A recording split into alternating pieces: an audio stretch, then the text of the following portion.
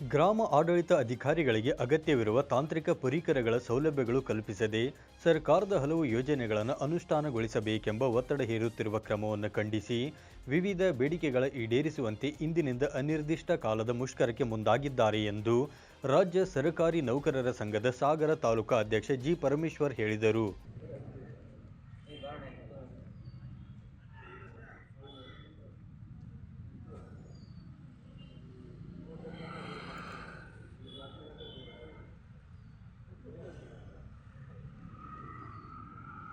ಅವರು ಗ್ರಾಮ ಆಡಳಿತ ಅಧಿಕಾರಿಗಳ ಸಂಘದ ಆಶ್ರಯದಲ್ಲಿ ಗುರುವಾರ ಸಾಗರ ತಾಲೂಕಾ ಕಚೇರಿ ಎದುರು ಹಮ್ಮಿಕೊಂಡಿದ್ದ ಅನಿರ್ದಿಷ್ಟ ಕಾಲದ ಮುಷ್ಕರಕ್ಕೆ ಬೆಂಬಲ ಸೂಚಿಸಿ ಮಾತನಾಡಿ, ರಾಜ್ಯದಲ್ಲಿ ಗ್ರಾಮಾಡಳಿತ ಅಧಿಕಾರಿಗಳ ಹುದ್ದೆಗಳ ಭರ್ತಿಯಾಗದೆ ಹಲವು ಹುದ್ದೆಗಳು ಖಾಲಿ ಉಳಿದಿವೆ.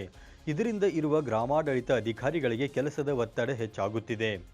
3 ರಿಂದ 4 ಸರ್ಕಲ್ಗಳ ಕೆಲಸಗಳನ್ನು ಒಬ್ಬೊಬ್ಬರೇ ನಿರ್ವಹಿಸುವಂತಹ ಪರಿಸ್ಥಿತಿಯಲ್ಲಿ ಹೈರಾಣಾಗುತ್ತಿದ್ದಾರೆ ಎಂದು ವಿವರಿಸಿದರು.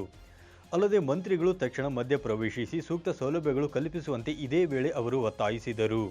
ಅದು ವಿಶೇಷವಾಗಿ ಗ್ರಾಮೀಣ ಪ್ರದೇಶಗಳಲ್ಲಿ, ಅದು ಬಿಳಿಗಾರು ಮತ್ತು ಕಟ್ಟಿನಕಾರು, ಕೋಗಾರು ಇಂತಹ ಪ್ರದೇಶಗಳಲ್ಲಿ ಹೋಗಿ ಈ ಕೆಲಸವನ್ನು ನಿರ್ವಹಣೆ ಮಾಡ್ತಕ್ಕಂಥದ್ದು ತುಂಬ ಕಷ್ಟ ಇದೆ.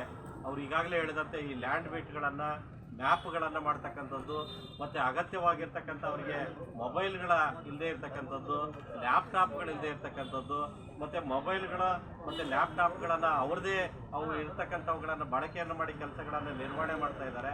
ಇದಕ್ಕೆ ಸರ್ಕಾರದಿಂದ ಯಾವುದೇ ರೀತಿಯಾಗಿರ್ತಕ್ಕಂಥ ಸೂಕ್ತವಾಗಿರ್ತಕ್ಕಂಥ ಪರಿಕರಗಳನ್ನು ನೀಡ್ತಾ ಇಲ್ಲ. ಪ್ರತಿಭಟನೆಯಲ್ಲಿ ಸಂಘದ ಗ್ರಾಮ ಆಡಳಿತ ಅಧಿಕಾರಿಗಳ ಸಂಘದ ಅಧ್ಯಕ್ಷರು, ಪದಾಧಿಕಾರಿಗಳು, ಸದಸ್ಯರು ಉಪಸ್ಥಿತರಿದ್ದರು. ರವಿ, 9 ಲೈವ್ ನ್ಯೂಸ್, ಸಾಗರ.